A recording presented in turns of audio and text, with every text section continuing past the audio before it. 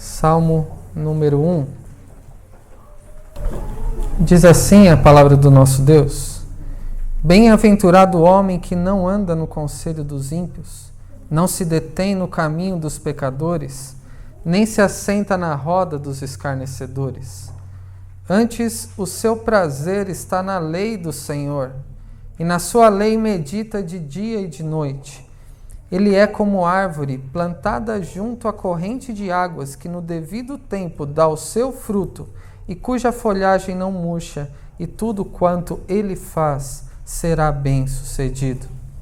Os ímpios não são assim, são, porém, como a palha que o vento dispersa. Por isso, os perversos não prevalecerão no juízo, nem os pecadores na congregação dos justos, pois o Senhor conhece o caminho dos justos, mas o caminho dos ímpios perecerá. Vamos orar.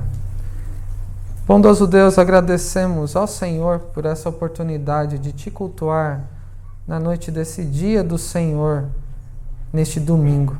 Que o Senhor seja propício a nós nesse momento de exposição da sua palavra, abrindo os nossos ouvidos para ouvirmos a sua voz, abrindo os nossos olhos, como lemos o salmista dizendo, para que contemplemos as maravilhas da tua lei, e que o Senhor prepare o nosso coração para que seja um terreno fértil de recebermos a sua palavra de um modo transformador, que possamos compreender o que o Senhor tem a nos dizer a partir do Salmo 1, e que, edificados, transformados, possamos viver uma vida que te glorifique, à medida que conhecemos mais a Ti, o único Deus verdadeiro, e a Teu Filho que Tu enviaste para nos salvar.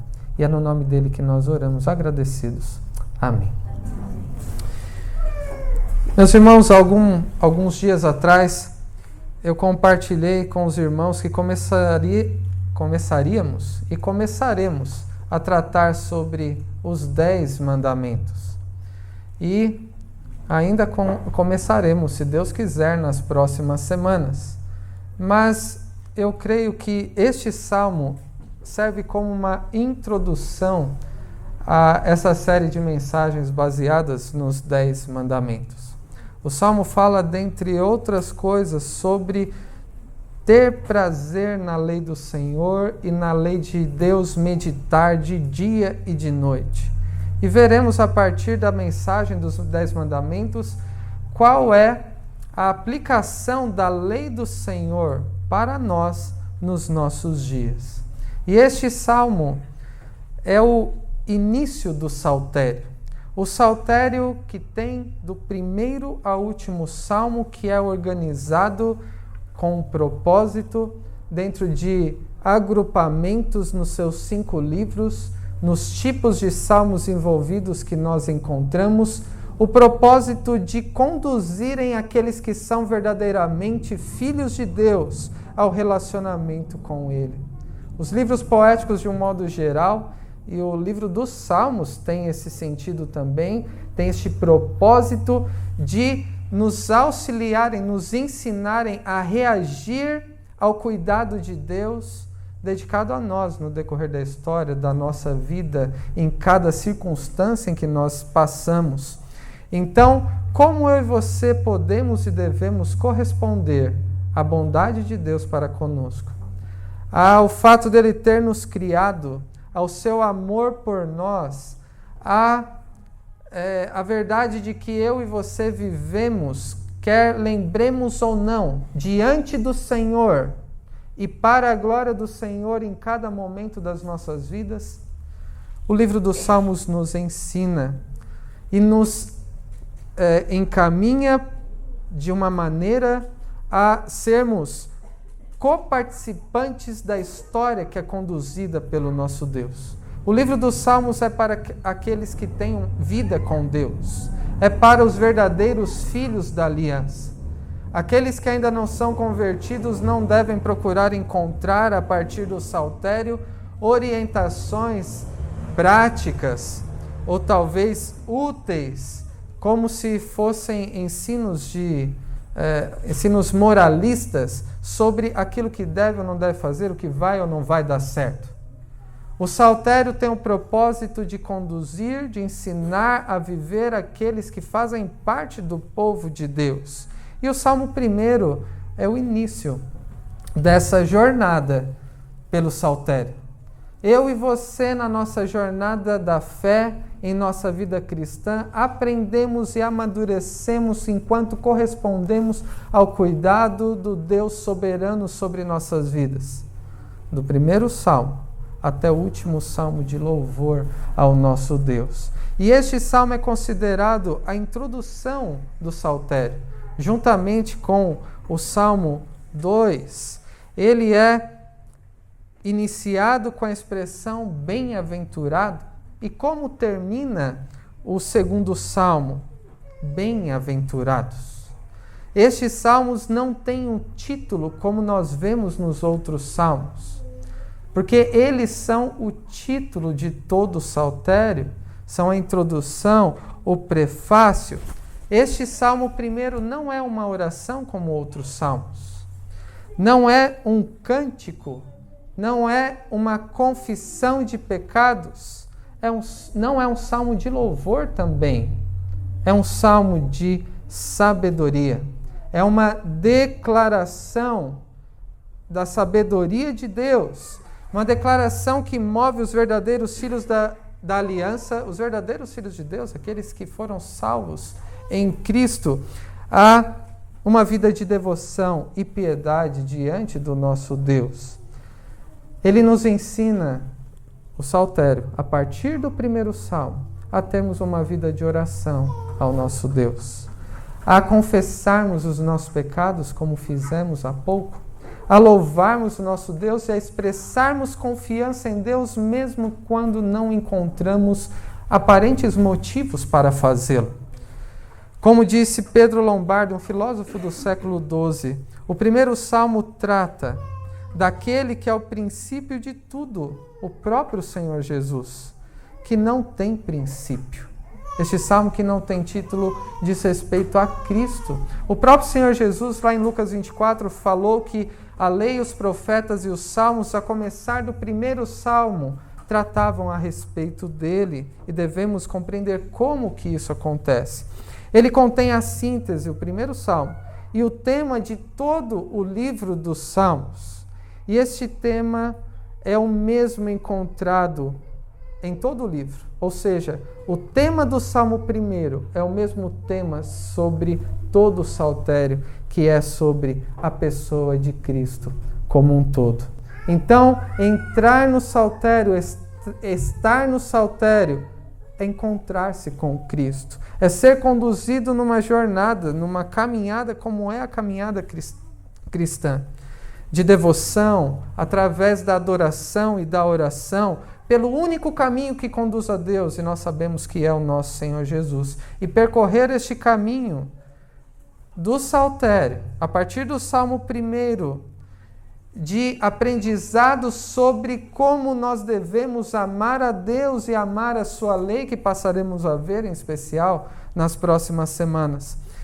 Como ser conformado com Cristo em todas as circunstâncias da nossa vida. E essa jornada, a partir desse primeiro salmo, trata sobre os dois únicos caminhos. Este é o tema do Salmo 1, sobre os dois únicos caminhos que existem. E a figura bíblica sobre a caminhada cristã, a vida com Deus, que é tratada como uma carreira, como o andar com Deus, nós vemos desde o início das Escrituras. Quando nós falamos que o primeiro salmo trata sobre os dois únicos caminhos que existem, nós podemos nos lembrar de irmãos nossos do passado que testificaram sobre uma vida de andar com Deus em todas as circunstâncias da vida em que encontraram. A começar com Adão. Adão andava com Deus no jardim do Éden antes do pecado na viração do dia.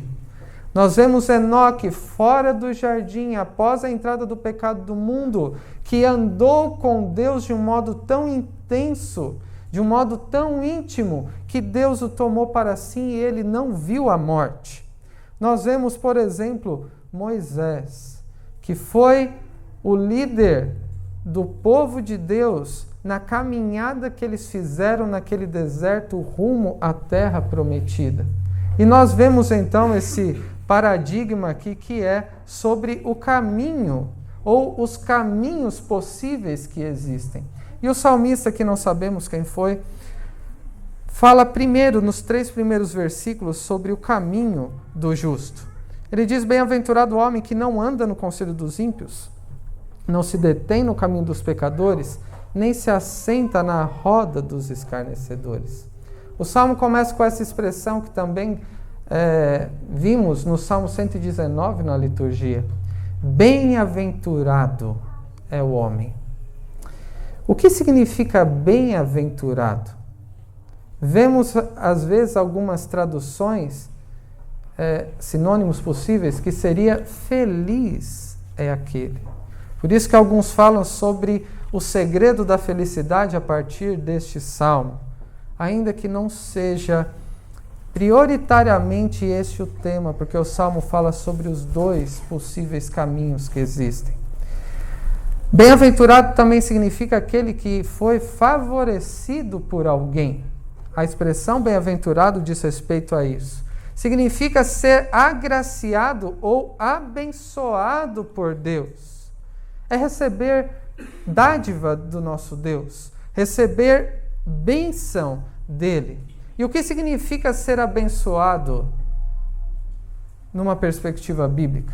Devemos tomar cuidado que muitas vezes nós nos sentimos abençoados quando algo bom acontece, quando recebemos alguma coisa agradável, quando alguma coisa digna de ser contada aos outros para expressar a nossa felicidade, faz com que digamos que fomos abençoados por Deus. Mas a bênção de Deus não diz respeito, primeiramente, àquilo que recebemos, àquilo que nos é agradável. O sentido de ser abençoado por Deus vai além disso. E podemos ver o sentido da bênção de Deus na bênção araônica, que vemos lá em número 6. E a partir do versículo 22 de número 6, nós lemos: disse o Senhor a Moisés: fala a Arão e a seus filhos, dizendo: assim abençoareis os filhos de Israel e dir-lhes-eis. Deus estava ensinando Moisés a falar a Arão para que abençoasse ao povo como? Então vem aquelas expressões conhecidas da bênção araônica. O Senhor te abençoe e te guarde. O Senhor faça resplandecer o rosto sobre ti e tenha misericórdia de ti. O Senhor sobre ti levante o rosto e te dê a paz. Assim porão o meu nome sobre os filhos de Israel e eu os abençoarei. No que consiste a bênção de Deus? É ser guardado por Deus. É ter o rosto de Deus resplandecendo no nosso. Moisés teve este momento na vida dele, em que ele contemplou quem Deus é, teve uma comunhão tão íntima, tão próxima com Deus, que ele desceu do monte e o seu rosto estava resplandecente. Ser abençoado é obter misericórdia do Senhor, considerando que somos pecadores, é ter paz com Deus. Nós que por natureza somos inimigos de Deus, filhos da ira do Deus Santo, mas Ele nos concede paz. Então, qual é o sentido de bem-aventurança? O que significa ser abençoado por Deus? É deixar de ser um inimigo e se tornar um filho da aliança do nosso Deus. É ter comunhão com Deus, ser reconciliado com Deus daquela inimizade que iniciou no Éden. Mas que Deus, Ele, no seu plano de redenção, nos tornou seus filhos, seus amigos, não inimigos, como nós cantamos também, fez paz entre nós e Ele, através do seu Filho, o nosso Senhor e Salvador Jesus Cristo. Bem-aventurança, então, é ter um relacionamento com Deus, é ter sido feito filho de Deus. Por isso que eu disse que aquele que não é convertido, que não é regenerado, para na primeira palavra do saltério e não faz sentido que vem adiante se Deus não derramar a sua graça sobre o pecador. E nós vemos que o caminho do bem-aventurado, desse que é abençoado, que tem um relacionamento com Deus, é um caminho de renúncia. No versículo 1 ainda, em termos negativos de como o bem-aventurado renuncia àquilo que envolve o pecado. Bem-aventurado é o homem que não anda no conselho dos ímpios, não se detém no caminho dos pecadores, não se assenta na roda dos escarnecedores. O sentido é que aquele que não anda no conselho dos ímpios, que conduzem por um caminho distante de Deus. Desde quando o ser humano começou a ouvir conselhos? De maneira que tomou decisões que o afastou da presença de Deus. Desde o Jardim do Éden, quando a serpente aconselhou Eva a respeito da vontade de Deus, a respeito do caminho que deveria seguir, e a consequência foi a entrada do pecado no mundo. Bem-aventurado é aquele que não se detém, aquele que não se mantém no caminho dos pecadores. Isso significa aquele que não vive de uma perspectiva mundana. É aquele que vive na perspectiva da palavra de Deus, como veremos na sequência. Nem se assenta na roda dos escarnecedores, daqueles que com o linguajar, com aquilo que dizem, com o que proferem da sua boca todo tipo de palavra frívola e que um dia prestarão contas a Deus, os zombadores, os escarnecedores. Aqui nós vemos então os que ouvem o conselho, que entram por um caminho de impiedade e que assentam-se na roda dos escarnecedores. Tem um progresso aqui.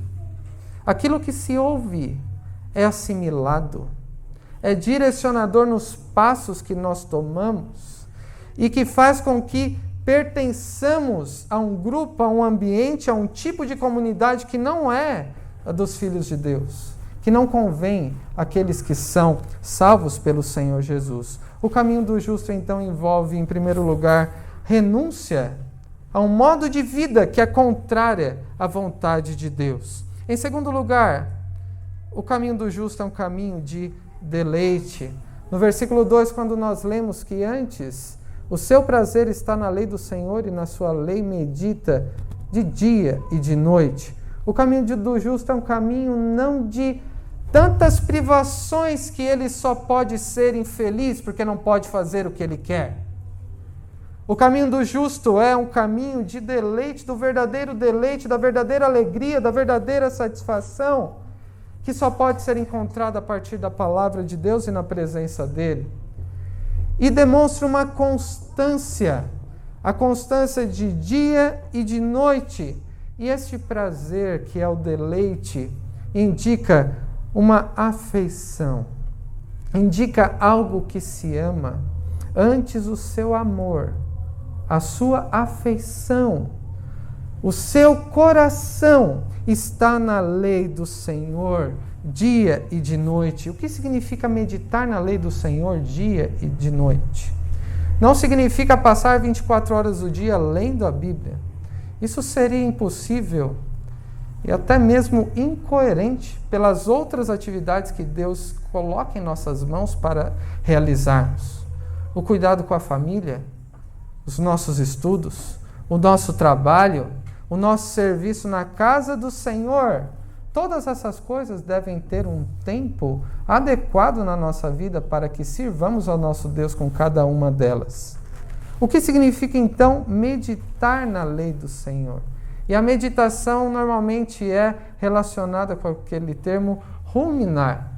Aquilo que a vaca faz. Mastiga, absorve o máximo dos nutrientes, engole. E depois algo muito agradável. Volta à boca, mastiga mais um pouco e faz isso várias vezes até absorver o máximo. possível. O que significa meditar? É que aquilo que apreciamos, que encontramos prazer, que recebemos da palavra do Senhor, é dia e noite em tudo que nós fazemos ou deixamos de fazer. Em todos os ambientes, seja com quem nós estivermos, não é baseado naquilo que nos parece melhor, mas naquilo que é a vontade de Deus. A meditação envolve essa reflexão, esse discernimento, e isso é evidente nas Escrituras, por exemplo, em Deuteronômio 6. Nós consideraremos os 10 mandamentos à luz de Êxodo 20, mas também veremos em alguns momentos Deuteronômio 5, quando a lei é transmitida à segunda geração. E no capítulo 6, após a entrega da lei à segunda geração, o que Deus diz ao seu povo através de Moisés? Estes, pois, são os mandamentos, os estatutos e os juízos que mandou o Senhor teu Deus, se te ensinassem para que os cumprisses na terra que passas para possuir. Para que temas ao Senhor teu Deus e guardes todos os teus estatutos e mandamentos que eu te ordeno, tu e teu filho e o filho de teu filho, todos os dias da sua vida, e que teus dias sejam prolongados. Ouve, Israel, o Senhor nosso Deus é o único Senhor. Amarás, pois, o Senhor teu Deus de todo o teu coração, de toda a tua alma e de toda a tua força. Essas palavras que hoje te ordeno estarão no teu coração. Tu as inculcarás a teus filhos e delas falarás assentado em tua casa e andando pelo caminho e ao deitar-se e ao levantar-te. Também as atarás como sinal na tua mão e te serão por frontal entre os olhos. E as escreverás nos umbrais de tua casa e nas tuas portas. Como que os filhos de Deus deveriam aprender a amar e a temer ao Senhor? Através da obediência, do deleite e da meditação na lei dia e noite.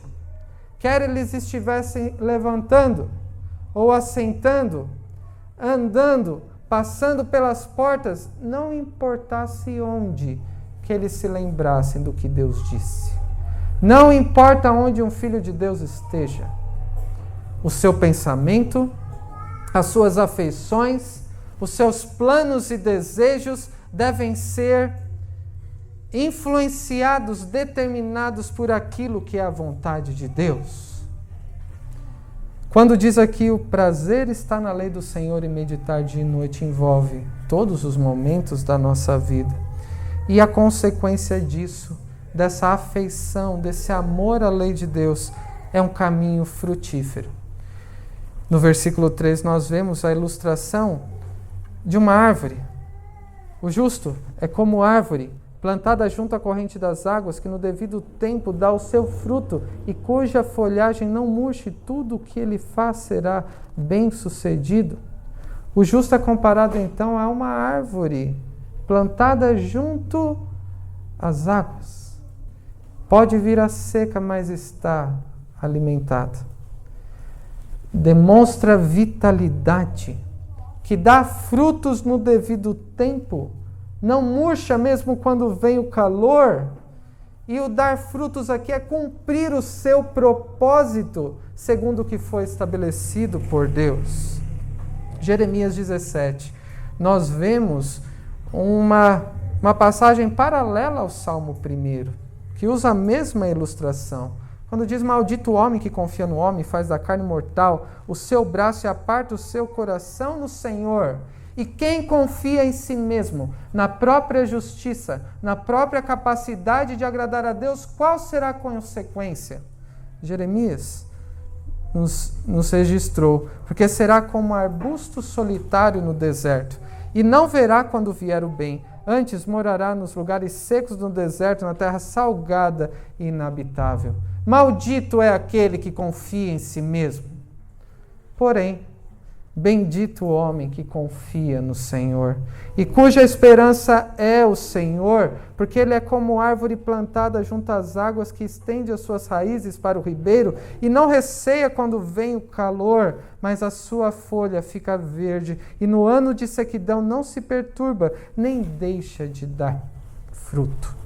Aquele que confia no Senhor, ao invés de confiar em si mesmo, torna-se como uma árvore frutífera que obtém a vitalidade, a vida da qual precisa, não de si mesmo, mas de fora de si mesmo, que é do próprio Senhor. O caminho do justo, então, é, meus irmãos, um caminho abençoado, um caminho de renúncia, de deleite na lei do Senhor, e é um caminho frutífero. E nos versículos 4 e 5 nós vemos o caminho do ímpio. Quando ele diz, os ímpios não são assim. São, porém, como a palha que o vento dissipa. Foi feita uma descrição do justo. E poderíamos esperar uma descrição do ímpio, não é verdade? Mas aqui há uma quebra no andamento do Salmo para enfatizar, os ímpios não são assim. Assim como? Como a árvore frutífera. Eles são como palha. Não como uma árvore que demonstra vitalidade, que dá frutos, mas como uma palha inútil, que não serve para nada, senão para ser queimada. Como uma palha, o ímpio está morto, vulnerável, sem raízes, estável, voa conforme o vento vem.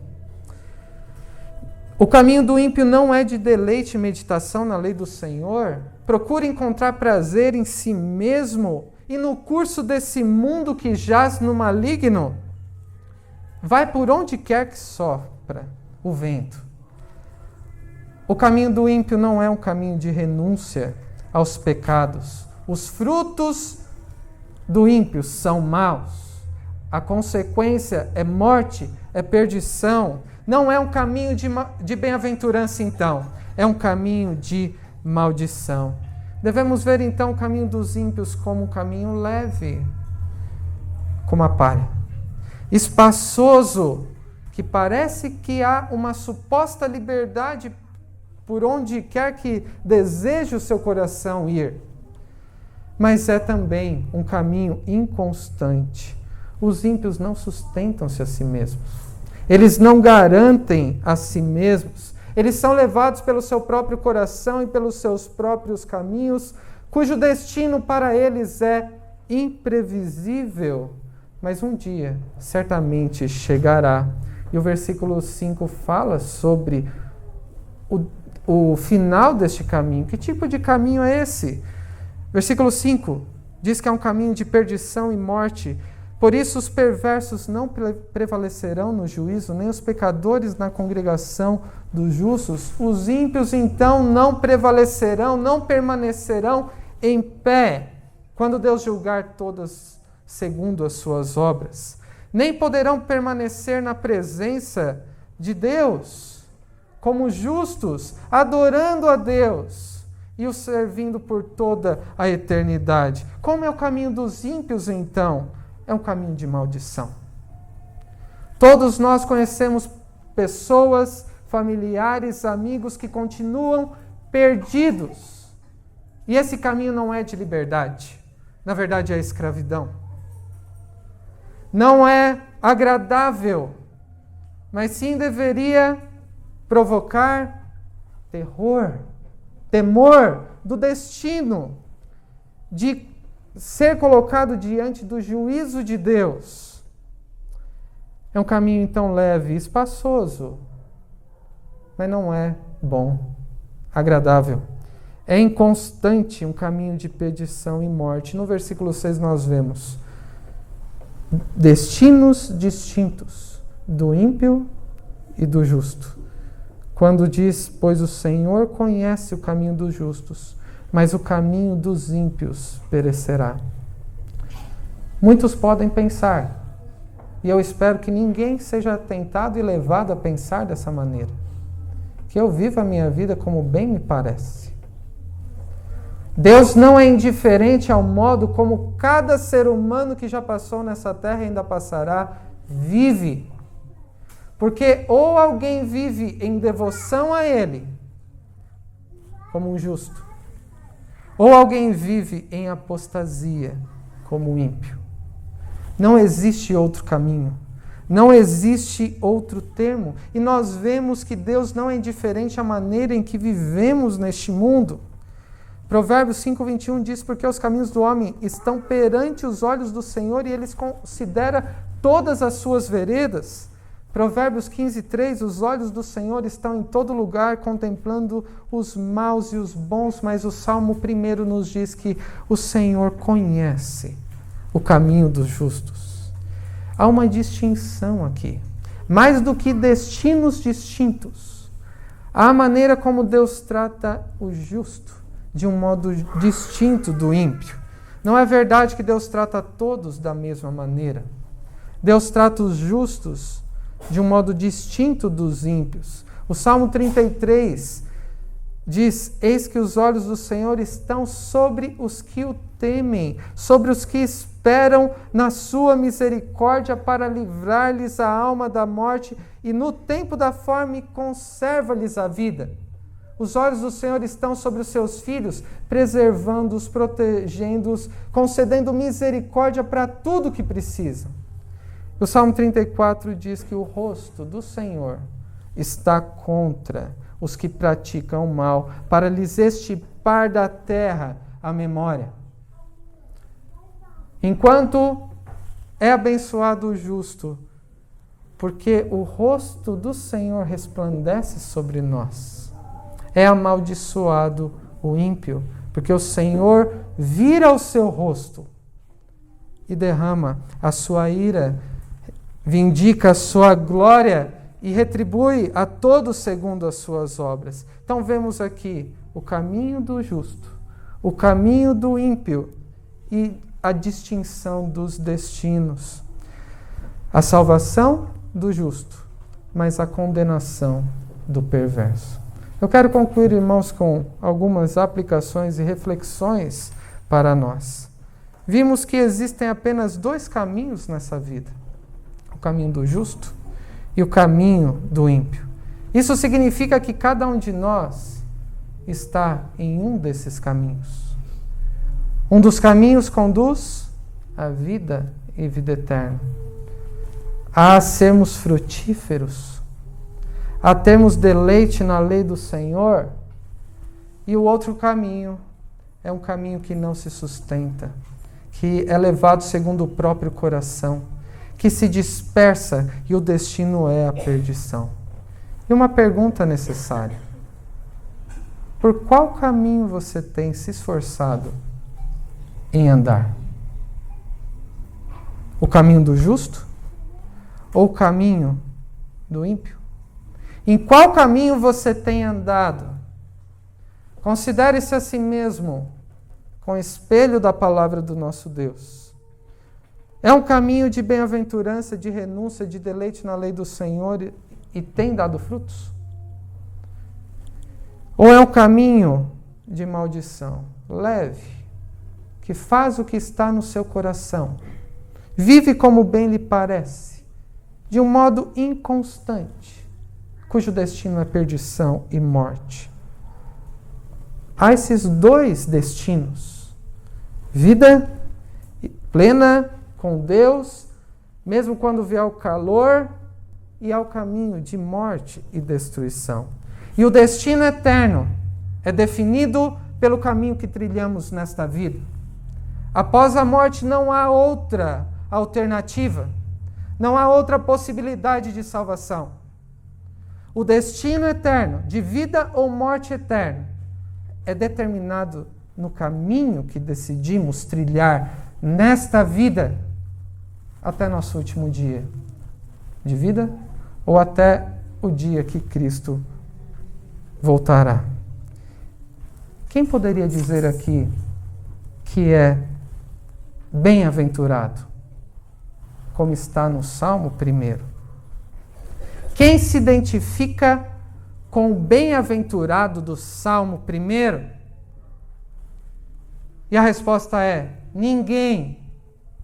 Ninguém pode ser enquadrado como bem-aventurado do Salmo 1. Todos nós somos criados para andar com Deus, ouvindo os conselhos. A palavra de Deus, que é intitulada como Conselho de Deus, vivendo sob uma perspectiva divina para a glória de Deus, em comunhão com Ele, de dia e de noite, em todas as nossas obras. O símbolo dessa santa comunhão que havia desde o Éden era uma árvore que foi plantada no jardim. A árvore da vida, um símbolo da comunhão plena com Deus. E Adão e Eva poderiam acessar aquele fruto quando quisessem. Era um símbolo dessa vida plena e comunhão com Deus, mas por causa do pecado todos perdem acesso a essa vida e estão naturalmente mortos nos seus pecados. Todo ser humano, então, é por natureza maldito. Estão debaixo da maldição da lei e da ira divina.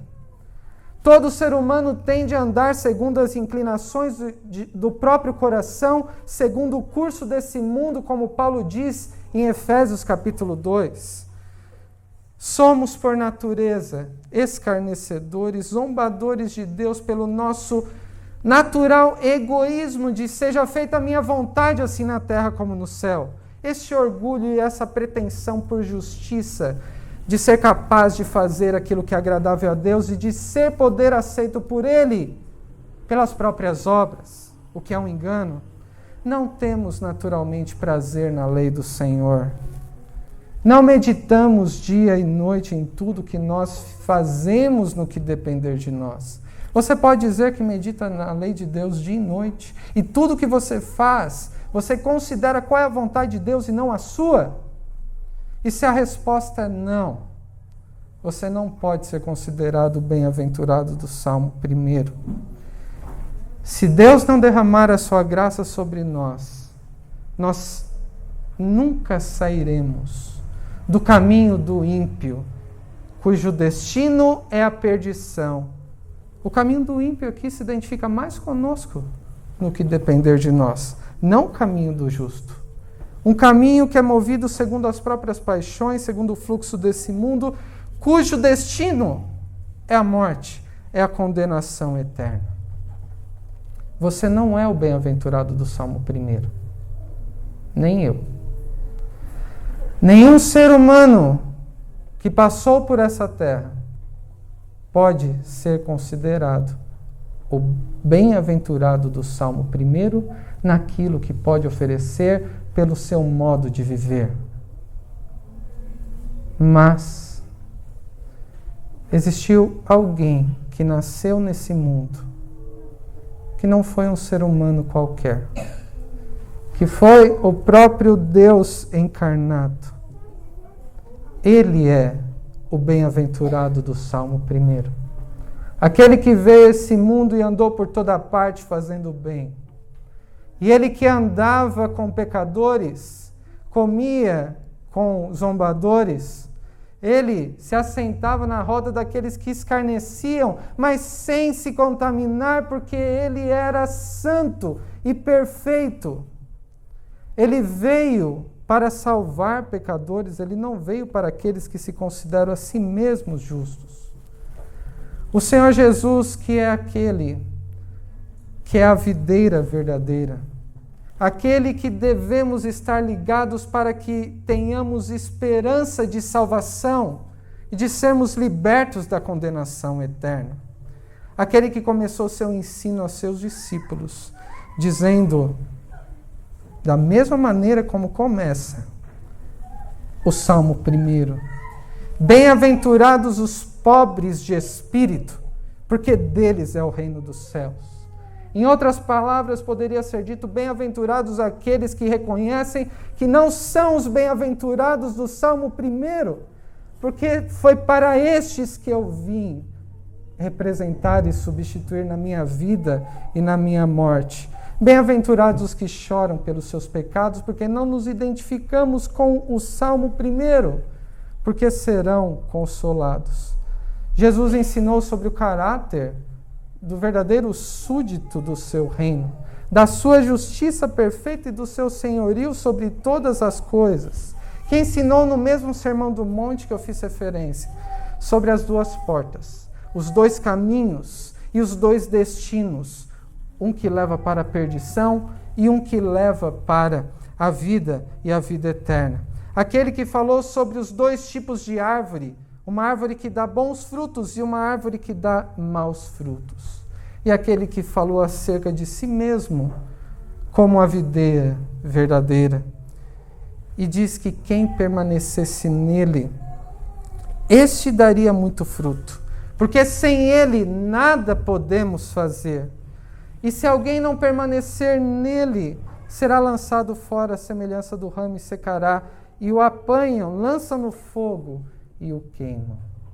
Meus irmãos, nessa noite, cada um de nós devemos considerar por qual caminho nós temos andado, segundo as inclinações do nosso coração, segundo a nossa própria capacidade, ou em total dependência e confiança em Cristo, que é o bem-aventurado do Salmo 1.